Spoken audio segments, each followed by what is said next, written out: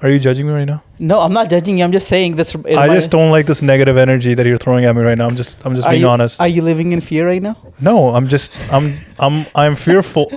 I want you to live in fear because I'm mad at you. You're fearful for my life? I'm fearful for your life right now. Okay, fam. Okay, fam. All right. Do we need to start again, or are you gonna keep this? No, this is perfect. Let's go. You gonna keep this? We're in. Yeah. It's kind of embarrassing. No, okay, whatever. There's nothing embarrassing here. I guess this one's kind of off the cuff, so we really have no idea what we're gonna talk about. This is episode 3. Is this? Yeah, this episode. Oh yeah, I guess episode 3. So that's good. What'd you do today? All day. What did I do today? Today is Sunday, right? Yeah. Well, I stressed out about going to work the next morning, so tomorrow morning.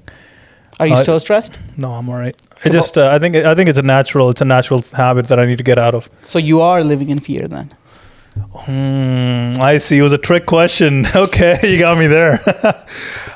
Yes, I think, like I said, I think it's a transitionary state, right? So the important part is that I recognize that I was stressed, but then if I was just, I just if I just stayed in that state and I just kept.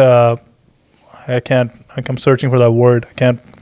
That word's not coming to me. But it's like if I just stayed in the overthinking. I guess overthinking and pondering on it, then it would have been bad. But I realized, and also, to be honest, work is not too crazy right now. It's pretty laid back. So then why are you stressing about it then? I think it's just a habit. Oh, it's a habit of stressing over work. It's just habit every Sunday. You know how you have the Sunday scaries? I just had the Sunday scaries. Oh, I see. What else did you do then? How else did you I meal prepped a little bit, not too much. That's nice. So I don't have to worry about cooking I guess mostly on Monday, maybe Tuesday morning, depends on how much I eat. Yeah. We worked out, obviously. Yeah. I did a leg session. It started off well, but I mean, towards the end, I've at least I felt like we lost a little bit of energy, but whatever, you have those days.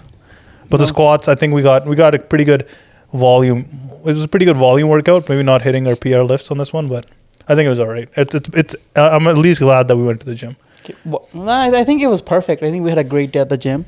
I think we had a great day. Maybe perfect for you. I don't know. No, I think it was perfect. I'm not I'm just worried or anything. Yeah. So how was our workout? Did I talk a lot today? You did talk a lot today, yeah. Does that bother you? No, you were just annoying me. I think a little bit. So it does bother you? No, I'm just kidding. If I'm annoying you, then no, it does. It bother me. I know. I think it's good. I think it was a good workout, but yeah, I think you just had a lot on your mind, and we started chatting towards the end of it, which it's fine too. Like I think toward like once you get your, for me at least, once you get your compound lifts out, yeah. Like if you're doing deadlifts or squats or bench press, after that, once you go into isolation, you're just taking break. I think that's when you can chat. It's just when you need to hit your compound lift, if you're doing high volume or you're hitting your PRs, that's when you need to be like in the zone. But I think we're not like professionals. We're not training for a competition or anything. So I think it doesn't matter much. But it does matter. Why did you think that would bother me? No, I'm talking about all the talking that I did. But anyways, I'm saying it should matter a little bit at least, because we are trying to not waste time at the same time, right? We're trying to get something done. After we're done, you want to look back and think, okay, well, But we are only human after all. So you can put the blame on Prabh. Okay. You know that song? Yeah, I kind of do. Not really. I might say a lot of stupid shit tonight because I'm kind of dead. Perfect. I want you to. That's what this is about. So you want me to embarrass me? Yeah. That's what episode 3 is. Yeah, embarrassing Avi. No. Okay, I see. Avi. Off the. This is another. I need to get in this habit. I always. I don't know why. I don't know if I work with a lot of people that don't say my name properly, and I've accepted it. But I just realized, like, I just always subconsciously say Avi. Yeah, I'll talk about it. What are you, okay? Yeah. What's your opinions on it? This is what it is. The thing is, when people are butchering your name, in your case they do a lot. In my case they do a lot too. You have to get in the habit of telling them how it's pronounced. Because the thing is, people from other parts of the world that can't pronounce things the way we pronounce them, it's okay if they're actually having a hard time. But if when I think about my name, Prabh, my name is Prabh. Yeah. If you can't say Prabh, that's a you problem. Right. I'm not gonna sit here and be like, let me just make it easier for you. Every time we do that, we're basically giving the other person the We're letting them know that we don't have enough respect for our name, that we're letting you say it the way you Wow. want to. You're making me feel bad now. No, for me. No, it's important. This is It is. important. It is important. No, 100%. And that's something I think I need to work on a little bit. For me though, I think for me it was a lazy way out. So obviously my full name's Avdeep, right? Like that's how my parents would say my name, Avdeep. But then most of my friends and like even some of my friends back home started calling me Avi, and then Avi is just or I should actually say Avi. Yeah. Avi is the name that I picked up here. Yeah. And then just with the people I worked with and the people I work with now, like even throughout school with internships and stuff, I think for me, I just got lazy. Yeah. Like I might have corrected the first couple times, and then, but also when you correct them, like they just can't say their enunciation is just not the same, right? No, like because we can say Avi, like you can. That's what I said. They can't pronounce. That's okay. That's because that's them. They're trying, but they can't do it. That's okay. But but what I'm trying to say is like that's where I get lazy, because like obviously what I should do is like I should like okay, no. Avi, and then they're gonna probably butcher it the first couple of times, and then I help them, and they get somewhat close to it. I'm like, okay, good. At least you give it a shot, right? Yeah. For me, I just got lazy. I think cause like they're like, oh, Avi, so AVI, Avi, okay, Avi. I'm like, yeah, sure, Avi, let's go with Avi. Okay, well, you can try, but if you obviously you don't have to get offended, because there's no point when you're introducing yourself to someone to get offended by them, because that's not helping anyone. Mm-hmm. But I'm just saying, if you don't say it properly, then how is anyone else gonna take it seriously? But that's up to you. No, I agree. That's something I gotta work. So like anytime I call myself Avi, call me out. I do. Yeah, you just call me out. Yeah, 100%. Where were we going with this anyways? I thought this was going somewhere. You were talking about how you were annoying the living shit out of me at the gym. Yeah. I was talking about how I was annoying you. Because I talked a lot.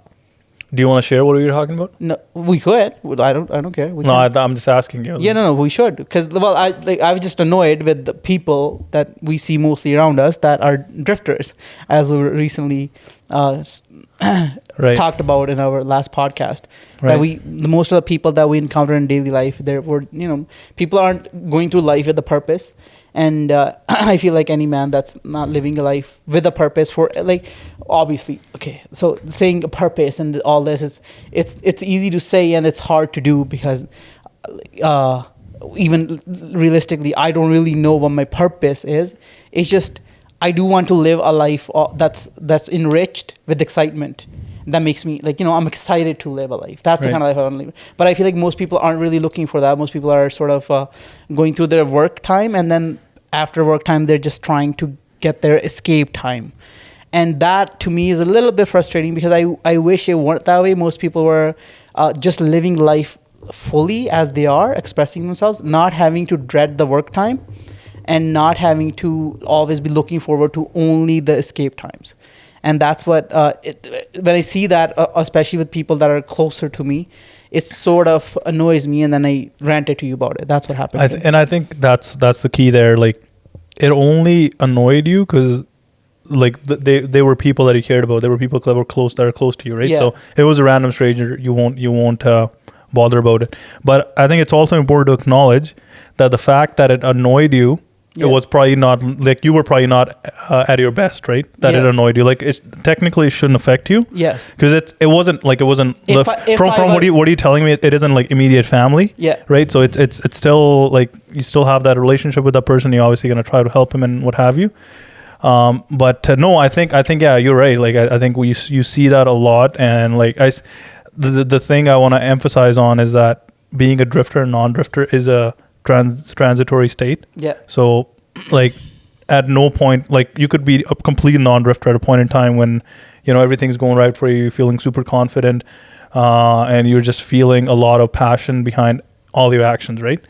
But it's mostly transitory. For example, like this morning, like when I had that thought, I was like, fuck, I gotta work tomorrow morning.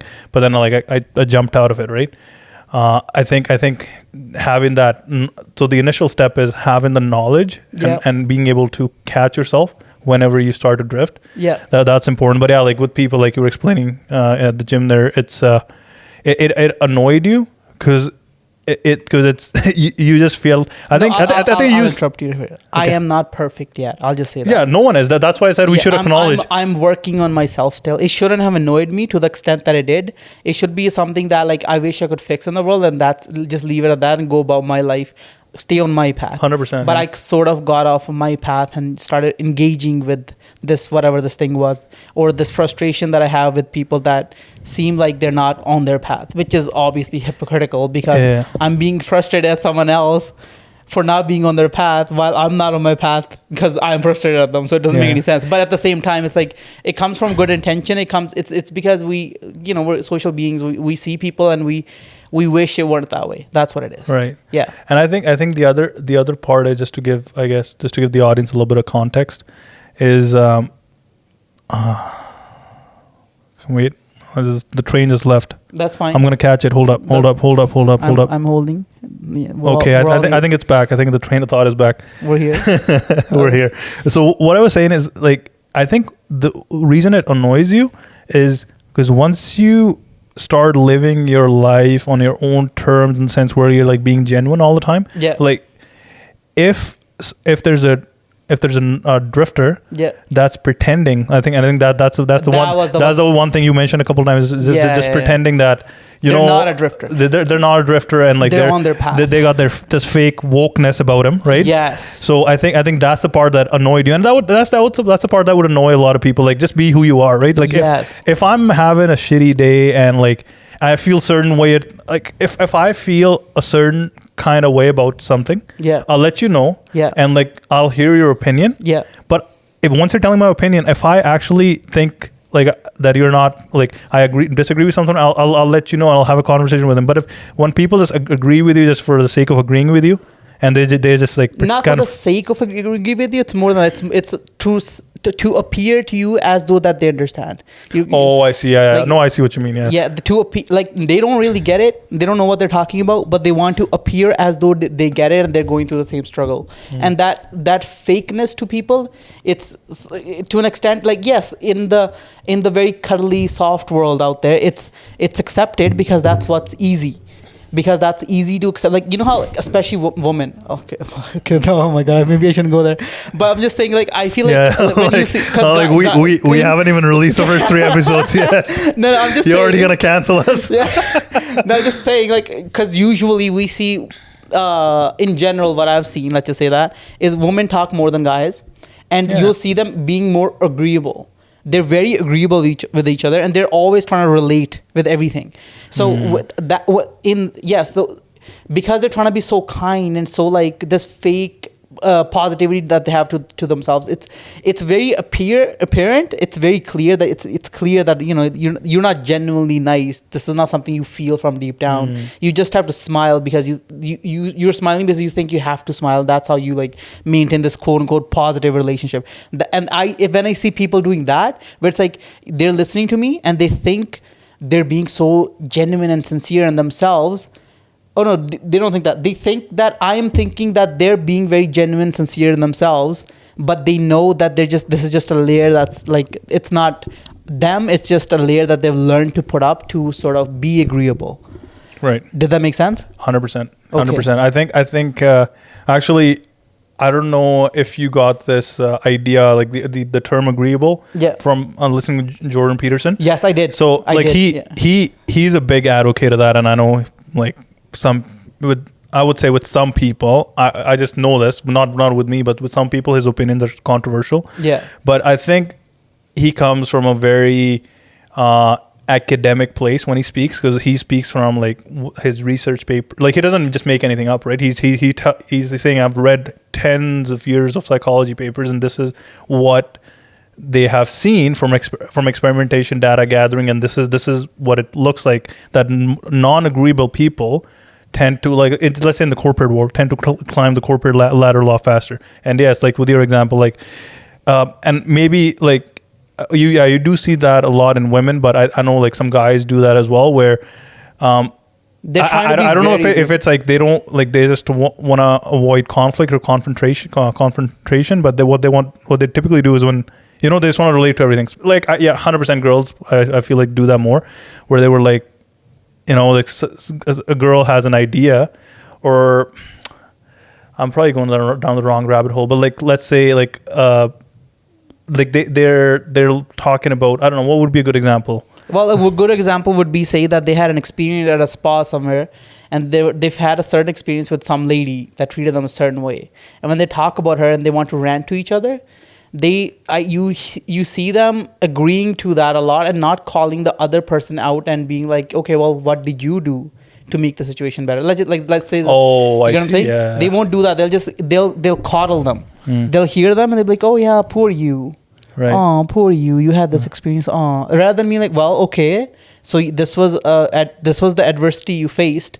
Then what do you know how today at the gym, when I kept ranting about how messed up this thing is, this whole thing of why people drift so much, right? I kept ranting about it. And you were so fast to tell me, okay, well, that's them problem. Why are you being upset over this thing that has nothing to do with you? Yeah, and I also told, why are you fucking up our gym session here? What you doing? See, and I like that. That's respectable, because that's not easy to do. Most people, what they tend to do is just be like, okay, well, he's ranting. Let's just coddle this rant and be like, oh, poor you. Give me like that pity. That I don't want the pity. I want the reality of, okay, well, if I'm messing up, let me know I'm messing up. But most people, they sort of like, you know. And I think honestly, so maybe this one, there's more factors to it. I think one of the biggest factors to it is a person's self-confidence. The reason they're agreeing with a different person is they, in some sense, they want to avoid confrontation, obviously, right? I don't know why I can't say that word, confrontation. Yeah, that's and then they want to avoid conflict. Yeah. And they just want to be like, you know what, let's just, it's okay, I'll just agree with her. But that I think once you start doing that becomes part of your personality. Yeah. And that kind of, that shows in different walks of life, like in a professional life, in a personal life, everywhere, right? Yeah. And that's when you become an agreeable human being, as Jordan B. Peterson would put it. And typically, statistically speaking, agreeable human beings don't do well in life, let's say professionally, right? Yeah. So I think, and the reason I think that annoyed you in that context, that story you were telling me, because for you, like, why are you not being genuine with me, right? Yeah, just that genuineness is way more important than just agreeing to everything I say. Just being coddled. I don't want to be coddled. Yeah. I want to. It's like if I'm talking to you, I want you to be genuine. I want to experience you as a person. Right. I don't want you to reflect everything that I'm saying to you and just reflect it right back to me. I'm not trying to live in an echo chamber. And whenever I feel like I'm in an echo chamber where people are just, the things that they're saying, it's not about them and like them expressing themselves, but it's more about them just like bouncing back what you said to them, like or just like giving you pity for this bad experience that you had. I don't like that. I'd rather get the genuine experience, whatever the experience is, with that person, with that space, because every person is unique. Like this goes so deep, because everyone is unique. We know that if everyone was to be themselves and just leave all this like facades behind and these pity parties and just be kind to each other, yes, but while being yourself, be kind. But because if I'm being kind and I'm being myself, then I'm giving you more of an experience of who I am and showing you love in the way that I would genuinely. Because the coddling that goes around, it's very similar everywhere you go. With anyone new you meet, you kind of have the same sort of an experience. You know how they have like a little bit hesitant, a little bit shy, and then there's like this layer of like, this layer that's very familiar across pretty much every stranger. When you meet a new stranger, that layer is almost, because everyone is just trying to be like coddling in their own way.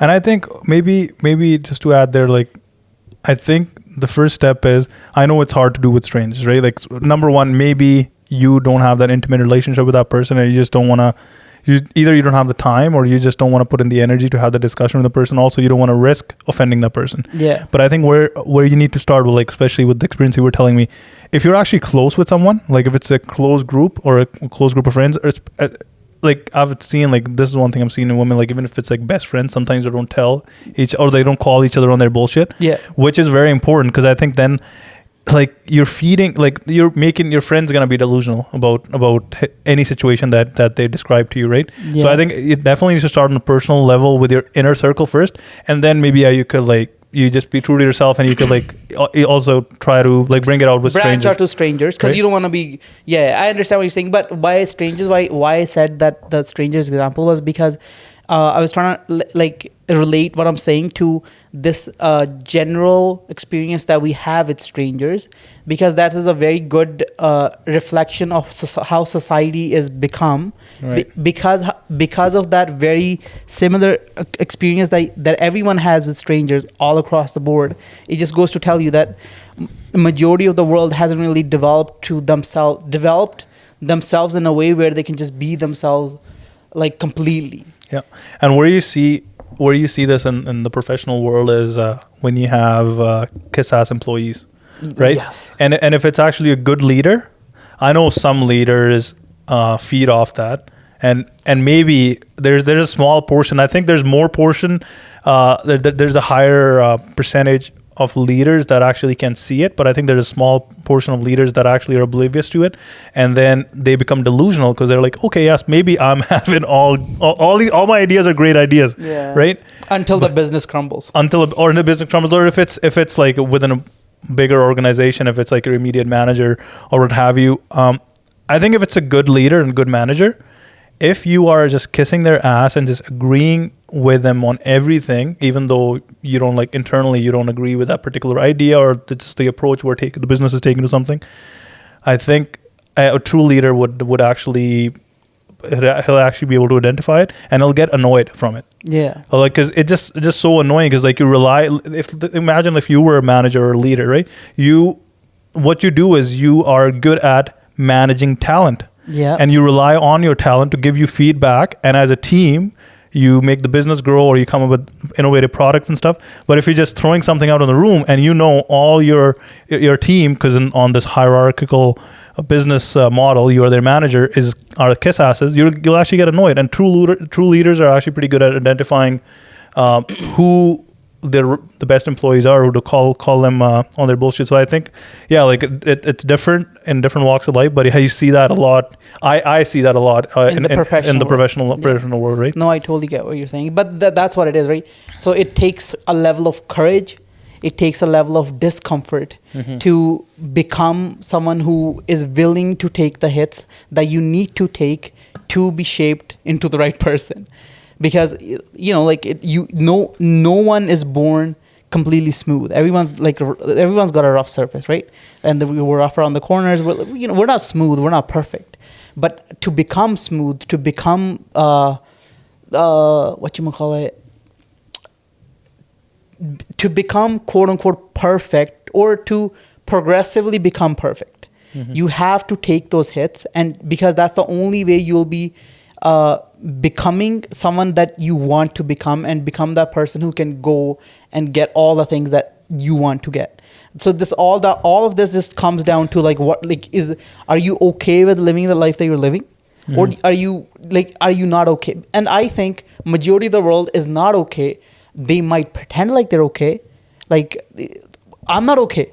I'll admit it. Like, I'm not okay with my financial circumstances. Like, there's so much more that I want. Well, I guess I'll live to be happy because I choose to be happy, but I'm not gonna settle. You never settle. I'm happy, but I'm not gonna settle. So that means that I'm not really okay with just what I have. There's so much more that I want still, but at the same time, I'll be happy. I don't know if you understand what I'm saying. Yeah, no, I know what you mean. Yeah.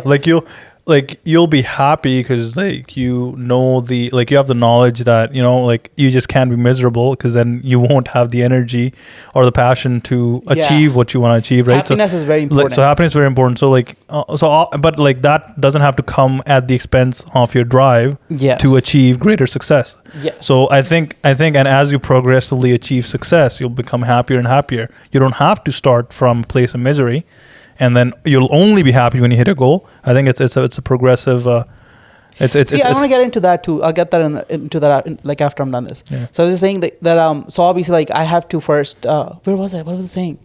I was talking about being happy, but not being content. Not being content, yes. Which is important. And most of the people we have a tendency to not be content, but pretend to be happy. So, like, the happiness isn't genuine, and there's no contentment. But we act like we have it all. We have the happiness and we have the contentment, even to ourselves and a lot of times to other people. And I think when you live in that place where like deep down, like inside, you know how things really are, but on the surface, you're pretending that you're content and you're happy.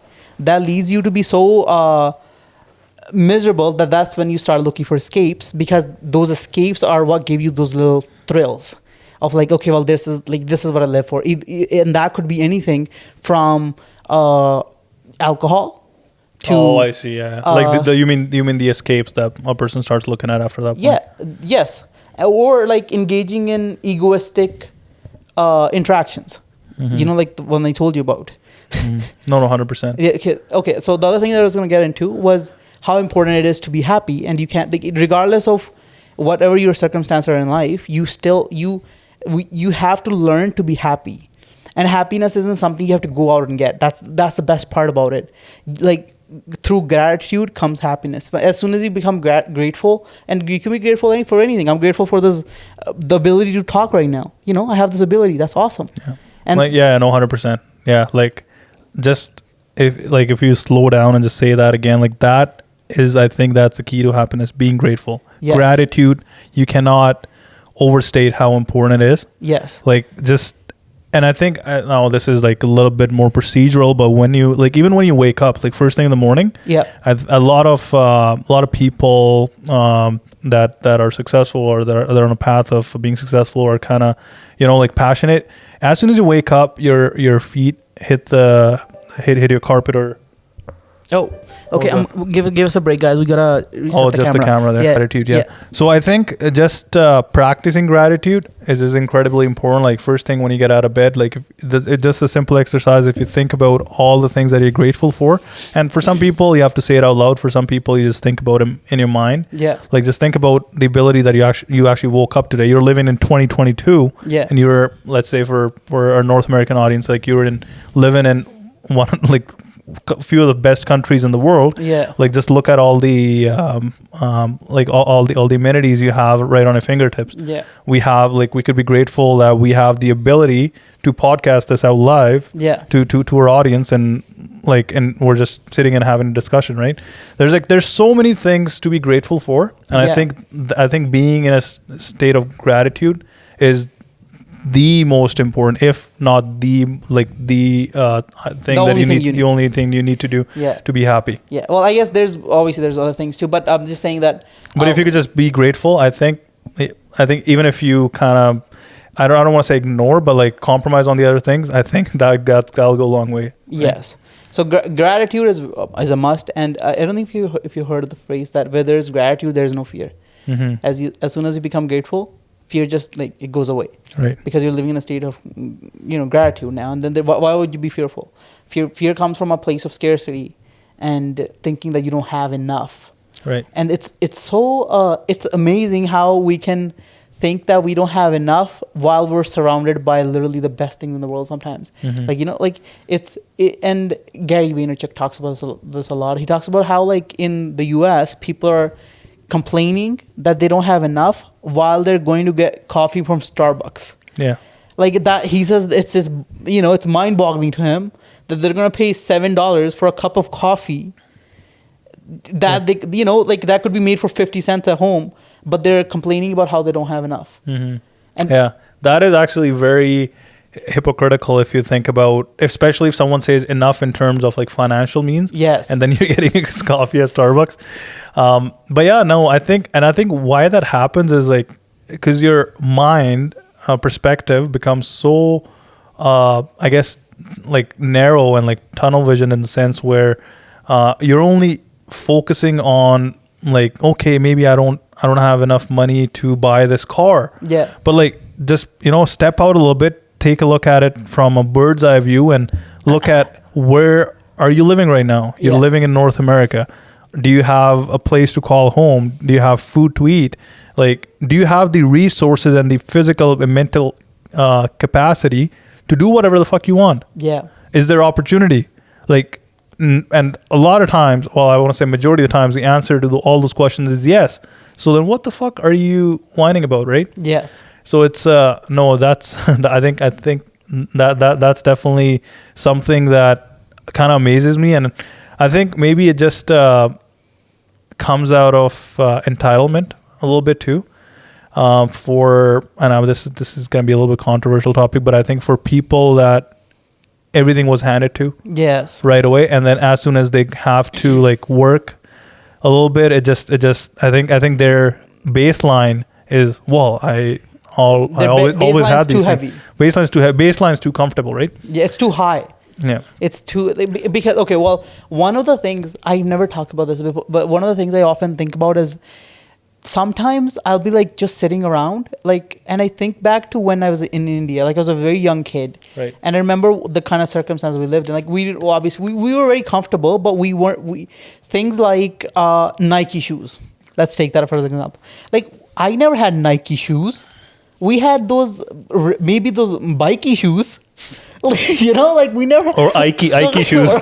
I never had Adidas shoes. Maybe I had Abibus shoes. Yeah. Like, and now we have these. Like we have this stuff, and all of my life I've been even like talking to this mic. Think about it. Like how back then, that kid, I could never have thought that I would even have like a smartphone. Like I see other people having these things, and we would go to like places, and these rich people. Like, I remember going to KFC once. No, Subway. It was Subway. I went into a Subway in Chandigarh.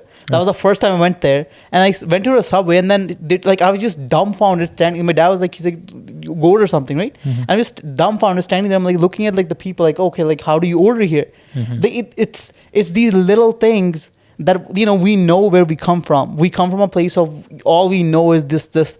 You live in a small pend. Yeah. And you just live around people that you go to the closest school that exists, and it's a very small world for you. And then when it opens up to you, and now, especially at this age, looking back, having gone through life the way that it has, sometimes it's like even the little things, the very very tiny things here, they induce so much gratitude in me. And I think that's one big advantage that I've had around a lot of people that I've been around here, is because of that gratitude that comes from within, because of the life that I have lived. Now being here, I'm just in general just such a happy person. And even that was through like high school here, like when I went to grade 4, grade 5, like after that, like onwards. Even when I got to high school, like I always wondered, like, what was it about me that was like, because I've always felt like there's something that's like I have a little bit of an edge with. Right. And I guess it's the immigrant in me. It's the not having had, and now having gone to high school here, having gone to school with the people that are born here and stuff, like that have the family giving them everything, and then you start thinking like, oh, okay, well, it's just the fact that I was grateful. Right. Deep down, and though. I think, I never realized that I was grateful too. Right. It was just like a subconscious thing, because I'm just so happy to be here. Right. Even if I'm going to work, I'm just so happy that I get to go to. That's a lot of things that immigrants do. I don't know if you've noticed that students, when they come to like Canada, like international students, they're happy even going to work. They don't complain about going to work. Yeah. They're going to work in Canada. Like they're so happy. Yeah, no, 100%. And I think like that is really one of your biggest blessings. Yeah. And like that you have that contrast to compare it against, that this is what life was like. And I guess this is like, I didn't have this abundance of opportunity. Now, if I put in the work, I can actually do or be whatever I want. Yes. Back home, sadly, that's not the case, right? So I think the thing is, on the other hand, though, if you look at from their perspective, you could put some blame on their parents as well, and then how they were raised, because it's just not something that you wake up and you realize, like, actually I have all these things and I should be grateful for it. Like, you need something to compare it against. They don't have anything to compare it against. So I feel like, yes, like you said, you did have that edge, you did, but on the other hand, I think for people that did not, and that they were just like, they lived a very comfortable life, and now they feel like they grew up, and now they're kind of navigating the world on their own terms and need to make something out of it. They feel lost. Now, how do those people, and again, I'm saying, like, it's really not their fault. If you think about it, it's just how they were raised. They were handed everything. And if you hand someone everything, even though you're thinking, their parents thinking, I'm doing them a favor. Like my kid has, and then the parents get mad. It's like, I literally gave you everything. Yeah. And why are you still not doing anything. a failure, for lack of better words, right? Yeah. But they don't understand. They're partly to blame for that as well, right? So I think for those people, it's even more important to practice gratitude, because they don't have this realization, like, you are grateful for having the opportunity to work. Yeah. They think opportunity to work has to be there. That's where the entitlement comes from. They think that, like, if I'm going to school, right, and my resume shit, I haven't worked through, I've done internships, haven't done any side hustles. I don't know. I went to engineering school. I should get a job right away. Yeah. That's how it should be. And I'm just telling you from experience. Yeah. But I think, like, in some ways, they are at a disadvantage where they don't have anything to compare against. And the things that come to your mind, where you said, okay, this is something I'm grateful for because this naturally comes to you, they feel like that is just how life works. That's like that, they're entitled to that, right? Yeah. So I think to break that cycle, and I'm just trying to put myself in their shoes, it's even more important to practice gratitude. Yeah. And you have to, like, think about what life is like on the other side. Yes. And how much worse it could have been. Again, I think now where we should dive in after this is, like, because we just talked about how being grateful and being grateful is so important, being happy is so important, but it should not be mistaken with being content. Yeah, no, we'll talk about that in a Right. second. But I just want to point this out. You have this advantage as well. Right, Obviously, 100% I do. Like, yeah, it's not just me. Yeah. Like you. No, I obviously- think it's just you. I and- think me, I just happened easily. I think it was just it's too much. I'm just way too smart for Oh, this okay, shit. makes sense. Yeah, for sure. No, That sounds so douchey right now, but no, yeah, I know what okay, you. I'm sure you at work. Have you noticed this at work? At work with people that, like, maybe, like, with the way that they work, maybe you'll see that difference with the amount of effort that maybe people put in, or the, like, how they're trying to forgo responsibility, or not Yeah. really, maybe with your people that work below you under management, or they work alongside your colleagues. Like, have you ever seen that? Yeah, no, I think it's a big thing where, like, obviously it's generalized to a point. Everyone knows that immigrants are hard workers, right? Yeah. Whether they be like your day-to-day fast food workers, right? Yeah. Or like people working in factories, or people managing businesses. Yeah. Right? People like engineers, doctors, everything, right? But obviously there's exceptions to it, right? This is just a statistic that has proven out to be true. But and the same thing applies to my field of work as well. Like, you see a lot of times, like, a lot of people like that, either they were immigrants, or even if they were born and raised here, that everything wasn't handed to them. They work. I think they're better performers overall, right? If things weren't just handed to them, is what you're saying. Yeah. So no, I'm just also what I'm trying to also say is, even if things weren't handed to them, and they're just from here, they're like, they're from another ethnicity, they've just been here, their families have been here their whole lives, but Canada to them isn't really a place of opportunity. It's just a place of, like, this is just where we live, and this is just the world that we are in. Mm-hmm. They don't think about this stuff. Right. Like, do you encounter those people that maybe they went to school, their parents were paid for their school, and then they got this job, and now they're working besides you? And do you see the difference between the people that are sort of more grateful, whether that be because they're an immigrant, or just naturally more grateful, and compared to people that are just more, they're just whatever about everything, and they just go with the flow, and they want to complain, and they want to just No, I think see, like, now statistically speaking, like, I've seen all sorts of people, like, obviously, like, the one specific category that you mentioned, like someone who grew here, everything was handed to them. I've seen those people that are also crazy as hard workers, right? And then they're top performance. On the other hand, I've also seen... I'm talking about gratitude, like people that you can clearly see that this person isn't grateful for whatever reason that might be. It could be, right, a number of reasons. And even immigrants, right? There's a lot of immigrants. That's what I was going to say. Like, even on the other hand, I've seen immigrants that they either, like, they also, like, struggled, and they came up to whatever they are now. But they forgot. But they forgot, right? Yeah. And I think which is whatever, like, it's everyone's choice. But I guess we can only broadly say, like, we can't make a claim that like all certain types of people behave or act a certain way. I think generally, though, the statement is true that, like, if you are more grateful, and you are more grateful if you have seen The other worse side of worse circumstances, right? Something to compare against, Yeah. that you typically have more drive and are better performance in the professional world, right? Yes, and the other thing is a lot of people, they know.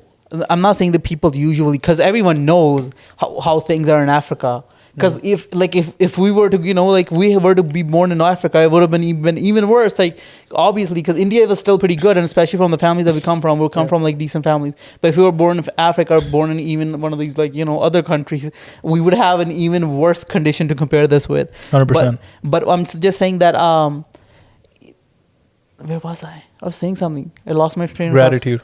Gratitude. Yes, but what was I saying about gratitude? See, this is something that we're gonna have to get used to. No, you know what this is? This is us making podcast after working out, after having a heavy ass meal, and our bodies are already slowing down. They're digesting food, and we're getting I'm already getting sleepy headache right now. Sleepy headache. What I was sleepy. See, can't even say what words. I was trying to say was knowing it versus having experienced it are two different things, and that is where a lot of people forget, and that's why. Because that's why that daily practice comes in.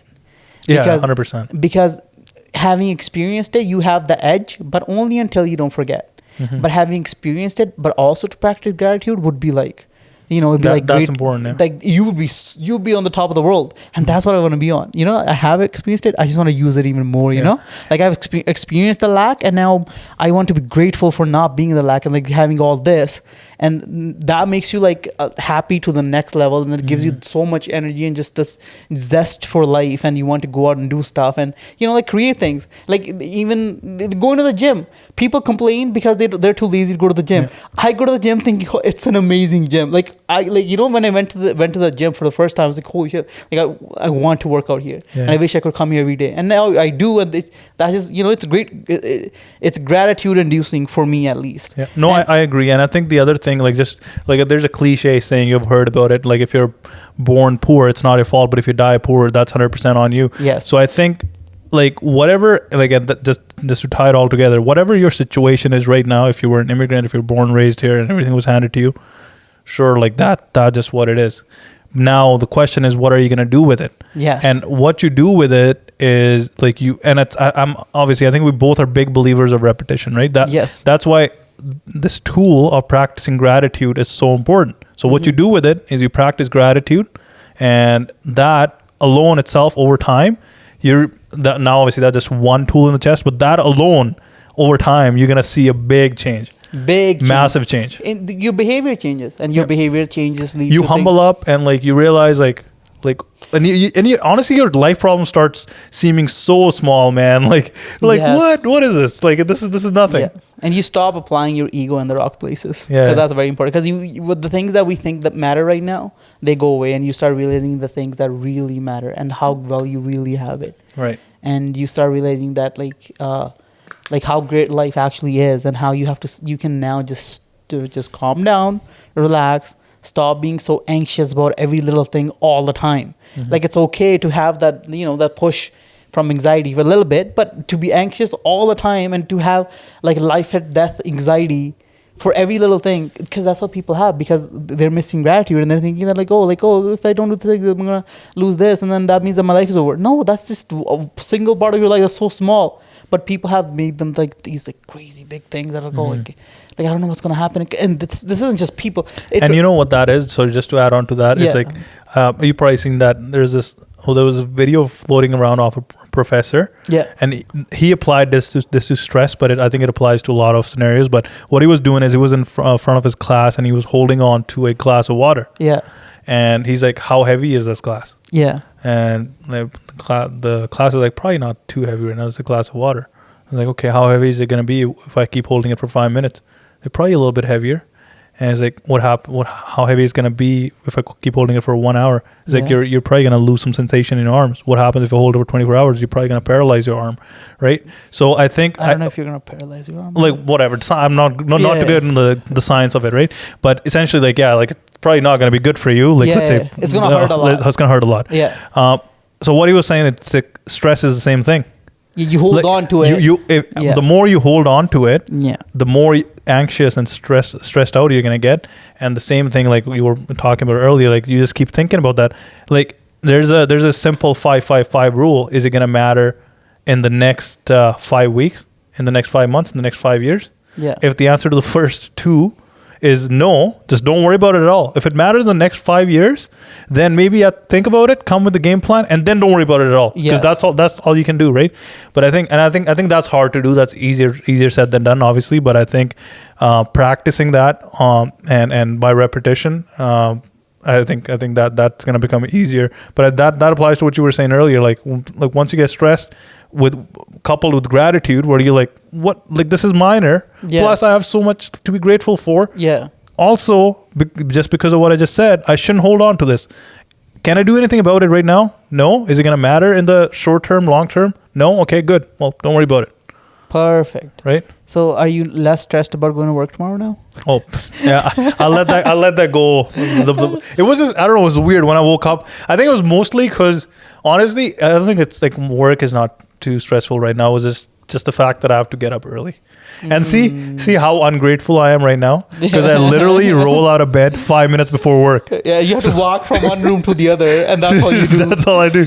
So for people who don't know, I've been working from home for the last six or so months, and yeah, like, life's good. Like, I literally roll out of bed 5 minutes before work, brush my teeth, wash my face, make a cup of coffee, and I'm off it here.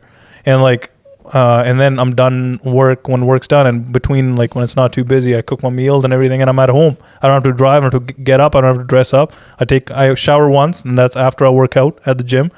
So life is really good, right? So now you're being grateful. That's awesome. Right? Yeah, like, exactly. Yeah. Thanks for giving me that nudge I needed. Yeah, so what I'm saying is that as soon as you start being grateful, I don't know, this is what's worked for me. I don't know if this works for people. As soon as you start focusing on these things just become so much better. And everything you do and everything that, like, every step you take, it just has more zest to it. It's more exciting, and life is just more like, you're lively. Mm-hmm. I don't know if you noticed that, but that is something I've definitely noticed. And I notice it all the time. Every day that I'm not stressed out, just grateful, hella grateful, just thankful for whatever I have. Sometimes it's not like so say that I have no money, I will be miserable and stressed out. But the next day I still have no money, but I just choose to be grateful and try to look for things to be grateful for. My life literally changes. I go from not being able to get out of bed to just going about life as though nothing was wrong. And as soon as you start doing that, obviously you make things not be wrong anymore. Yeah. You know what I mean? Yeah. But then again, you gotta put. There's a saying. It's called, you gotta put the horse before the buggy. The horse is gratitude and happiness comes first. Then comes the things to be grateful for. Yeah, horse before the cart. Yeah. Yeah. So but I think most people, we're trying to look for the thing first, and then we'll be happy. Give me this thing, and then I'll be happy. Give me this house that I really want. No, 100%. Yeah, you need to be grateful first for you to receive that, for sure. Yes. No, and I think like you were saying earlier, you could be, let's say, if you were stressed today about something, yeah, and you were just not in a good mood or not in a grateful state, yeah. Tomorrow, let's say you woke up and everything was just right. You were feeling great, full of energy. You were super grateful. If you think about the same thing, sometimes I at least do. Like, I look back, it's like, what the fuck was I worried about? That's nothing. You know what I mean? Like, you look back at what you were stressed out about yesterday when you were not in the right mental state. You're like, you just laugh it off, and you're like, okay, I should not waste time on. You know what? One thing that really helps me be grateful, every time I go to the gym, and then I look at myself, I'm like, oh, looking like that, why do I have to worry? I see. I should probably start doing that more. No, I feel like if you look at yourself, it might not, it might go the other way. Do you think you might lose a lot of gratitude for yourself. I think it's a video podcast. We'll see what people say in the comments. See who's more. See, that's me being douchey now. I'm good looking. I'm much better. I don't think I was going that far. But yeah. No, look at me. I'm so cute. Holy fuck. Okay, that was a little gay, but okay. I think that was a good talk. Yeah, that was awesome. I think we made something come out of nothing. Yeah, we didn't have any direction. We didn't have any direction this time, so I don't know what you're laughing about. You gotta watch my words. I didn't see, like, that. You laughed. That tells you that you got a dirty mind. Okay, well, how about this? You laughed and then you stopped laughing. How do you know I laughed at that? It's recorded. No, I'm just laughing at. I didn't laugh at that statement. You just said we made something come out of nothing. I said, yeah, we did. That's actually kind of cool. And I laughed. Okay, fuck. Okay, I did laugh. Okay, all right. We'll end this right here. That was awesome. Okay, how many? What's the time? We have around. I think we have about an hour of that's an hour. That's almost 50 minutes, which is not bad. Okay. Yeah, that's a good. I guess let's just quickly talk about what are your plans this coming week here? Coming week? Yeah, starting Monday. Oh, my plans are to just get the paperwork ready for the trucks that I'm trying to run. Yeah. And I'm just like, this is something new that I'm taking on, and to be honest with you, I am a little bit fearful in the sense that I feel a little bit of anxiety approaching this because everything that I'm trying to do now, it's so new. So like as soon as, and then sometimes it does get to me and it like suppresses me a bit, especially when I'm at home, and then it just sort of like I'll be like sleeping and I won't want to get up because I'm like, oh, like I have to get up and like face these things. But sometimes, like we were talking about gratitude, as soon as I become grateful for like when they clicks in, it's like what am I worried about? Then everything that I need to do or get done, I just start going about it without being having any. This is what's crazy about like being grateful, that like when you become great, even the things that you've never done before that are supposed to scare you, they're supposed to be scary, they become like anything else. Easy, Nothing. And like you start batching things naturally. Like this right now, this probably feels to you like when you first looked at it on surface. Okay, I started my own company. I need to look at logistics. I need to hire drivers. I need to build a clientele. I need to get some loads and get this moving. It's like, holy shit, this is so much work. But once you become grateful, your mind automatically starts batching it one step at a time. And then as you're working through it, you're like, fuck, I'm almost at the finish line. And it was like gravy. Yeah. And then a lot of the things that I have been able to do, the only reason I was able to do them was because I came from a place of gratitude and I became happy. Which is, this goes against conventional wisdom so much. Because all my life, I've heard like, oh, work hard. You have to be so miserable and you have to work so hard and wake up so early, go to bed so late. Like all these things that we've heard about. Like now that I think about it, it's just like, well, yes, even if I am doing that, it's because I want to do that. Yeah. Like if I'm even, let's just say this podcast, if I'm staying up until 3:00 just editing something, I want to do that because it's fun. And just like that, like building my company, if there's paperwork that there's a course that I'm trying to complete, because there's the course that I had to do. Like if I'm trying to complete it, but I'm up until 1 or 2 o'clock, it's not because I'm miserable and I don't have to be miserable. You're excited because you're looking at the future and you see what it has to offer once you have it all set and ready to go, right? And but the thing is, so far, not so far, like let's go back 2 years. Like all I've assumed and thought of life as is, well, you have to work so hard and life is so miserable, and then you have to be like, the things are so hard, how do you get things done? And it's like, no, as soon as you stop being miserable and just start being happy, and happy is just what you want to be anyways, things just become easier, and then everything else that you need to do, like let's just say driving a truck, taking a load from point A to point B. Like even if you do that happily, there you go. You have your life back where you're happy. You haven't wasted anything. But when you're doing it, so many new and good thoughts will come in your mind. And so many like constructive things come to your mind because you're grateful and happy. You're just like, yeah, this is awesome. I'll get to do this. There's a story. I don't know if you heard. There's a king. He had 2 sons. I think one of them was adopted. And the adopted kid was just happy. He was just a happy kid. And his own son, he was a little bit miserable. So what they did was they gave the adopted kid, they took everything away from him, and they like locked him up in like a shed, like the horse shed. And there was like a whole lot of like horse poop there, and like there was a whole bunch of horses there and stuff like that. And like the happy kid or the happy kid, right? And the miserable kid, they gave him like everything. They gave him everything he wanted, everything he desired, everything that he could think of, like all the women, everything. Right. So they gave it everything to him, and then after like a month or two, they go to them, and then they go to see like who's doing what. They walk in and they see that the miserable kid with everything sitting there on the edge of his bed with his head in his hands, just sitting there like this. And they just look at him like, oh, what's wrong with you? They're like, oh, I don't know, I just don't feel like doing anything. Yeah. And then they go to the happy kid with the barn, the shed, the horse shed. Playing in shit. Though he was playing in shit, literally. He was running around acting like a horse playing in shit. He's like, this is awesome. I get to be a horse. No, it's like that. That's the thing. Like it's all about perspective on how you view different situation, and happiness has to come from within, right? Yeah. And that's where to people, that's where you said the horse before the buggy or the cart before the horse. The horse before the cart. Let's just say that. Yeah, the horse before. No, the cart before the horse. Because the horse before the cart is the conventional thing. No. I'm just saying that people think that the horse is the thing, but the horse is actually gratitude. So people think conventionally, right? The horse and the cart. So people think I need a horse first, like everything I want, right? But people then we said, okay, no, cart before the horse. Yeah. Where you need to be happy inside first, and only then you'll be able to attract a horse, or you'll be able to attract the things that you want in life. No, the way they say it is that or do they say the other way? No, I'm just trying to explain to you. So let's just say, like, if we were two logical people having a logical conversation, like logically, to give you an example, I'd be like, oh well, you have to put the horse before the cart. That makes sense, right? So that's why, like, when we in logical conversation. Fine. Yeah. In logical conversation, just tell it to Hey Google. in logical conversation, what would make sense is that you put the horse before the cart, right? That's logical. But they say that people are not logical.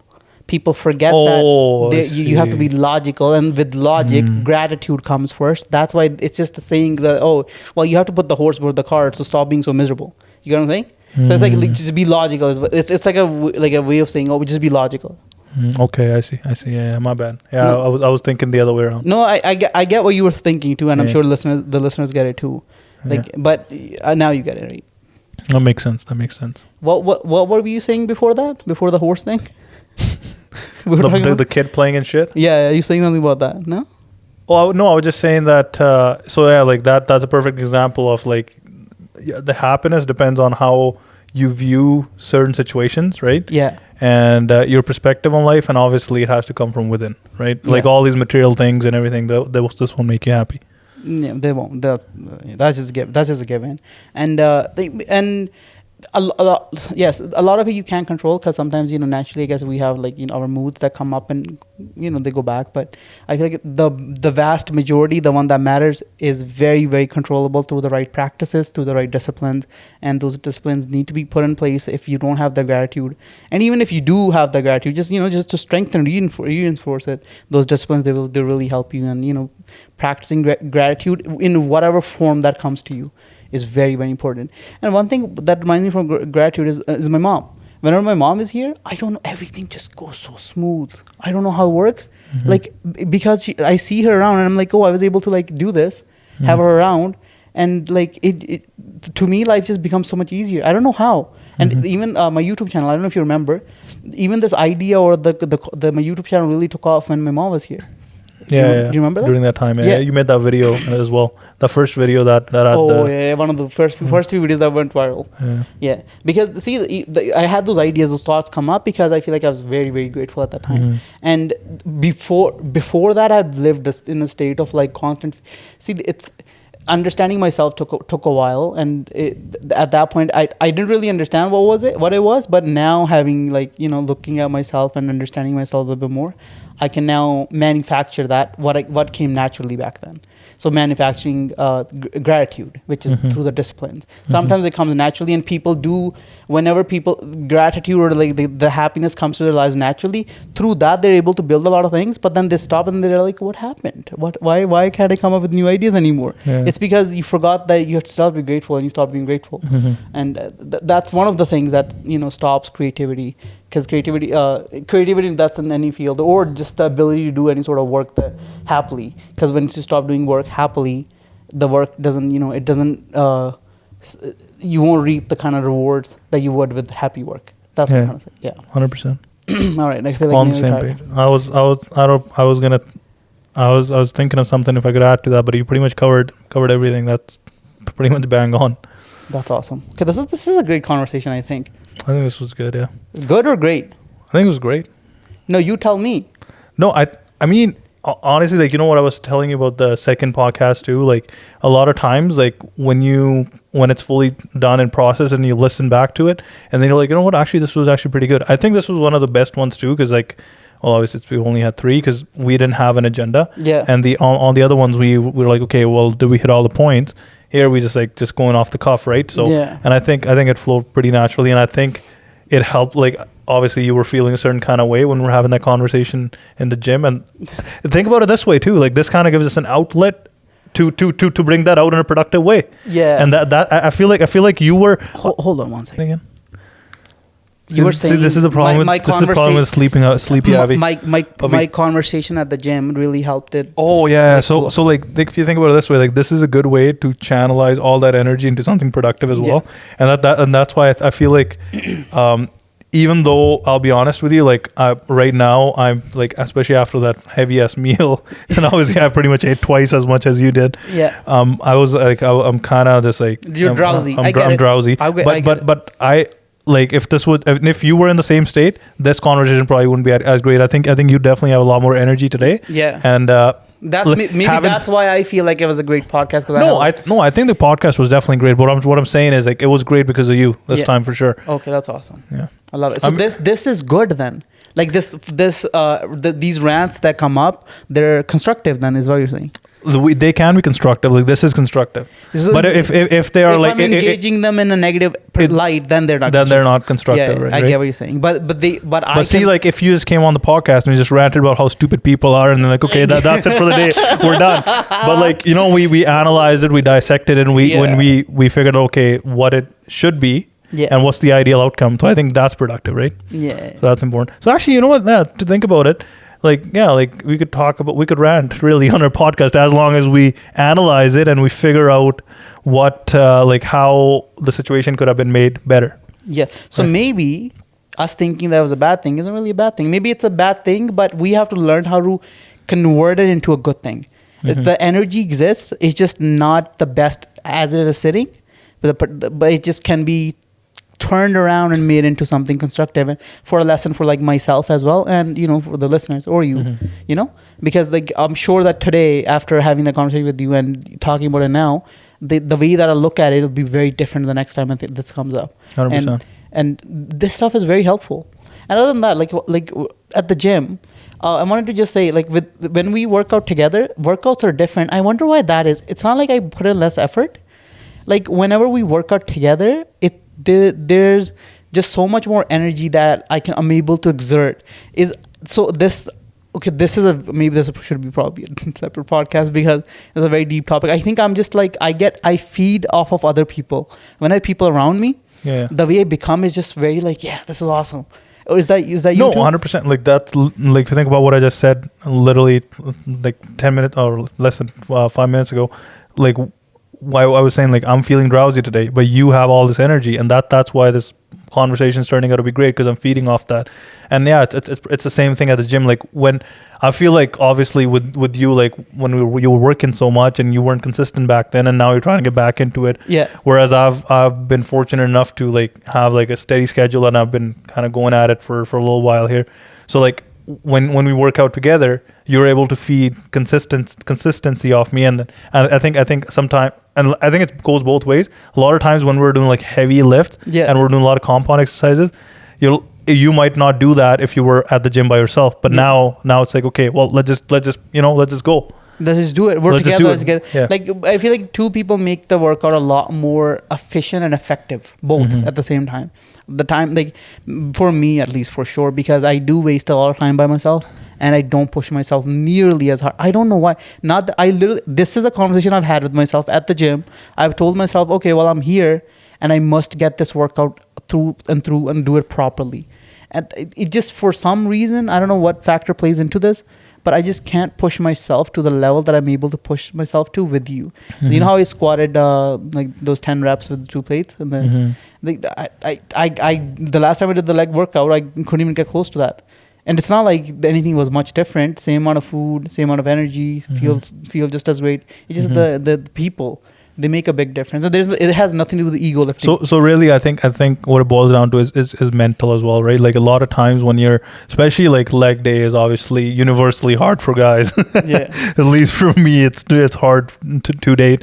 So like, and like especially those compound hack squats, front squats, back squats, it's mental. Like, so like you could have the same amount of energy, you have the same amount of food. it just mentally, what state are you in right now, right? So like I think mentally that helps when we're working out together, and we're like, especially like I don't, you know, those lunges that we do with the bar on our back, and we walk back and forth on the like I barely do those when I'm working out by myself, because I'm like, fuck man, like I'm gonna be so sore the next day, and they kill while you do them too. Like you go one way, and once you're coming back the other way, like I always have to stop a couple times. Okay, well, it's good to know that the feeling is mutual. It's not just me.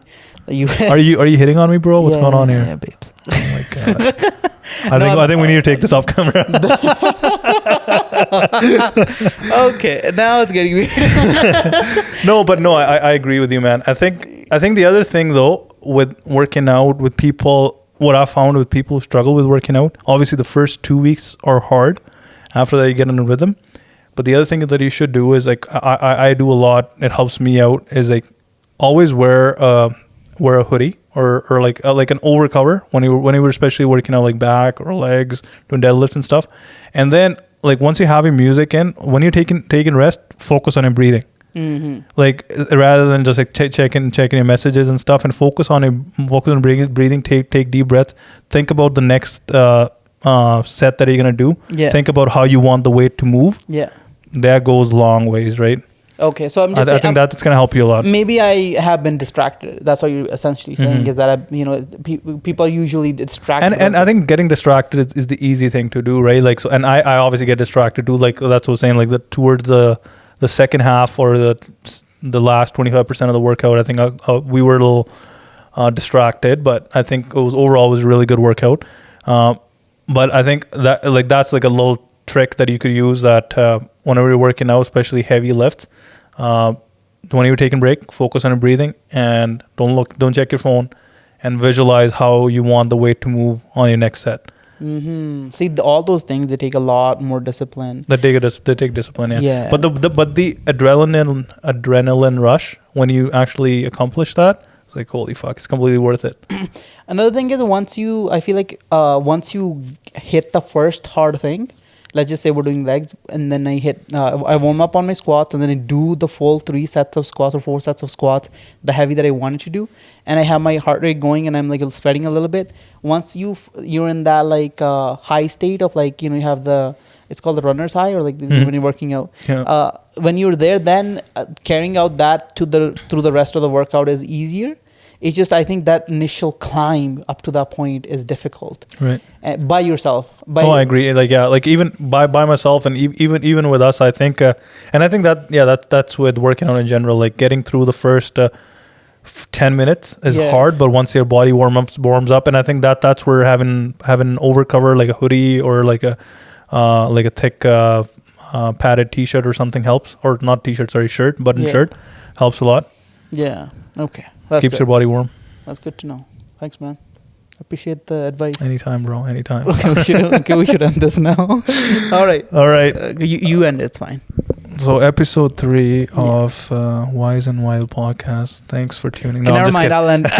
So that was the end of the episode 3 of the Wise and Wild podcast. I don't know which one of us is wise and which one is wild. I think it switches. It goes back and forth. So this episode definitely you were the. I think this one was like wise and lazy. So like, you were the wise one and I was being lazy. But no, I think the conversation was great, and obviously the first 2 episodes were a lot more structured. This one we kind of just went off the cuff, but I think we might start doing that a lot more often, because like I like how the conversation flowed. This was great. But all right, thanks for tuning in, and stay tuned for future updates and podcasts. Awesome. Signing out. Peace.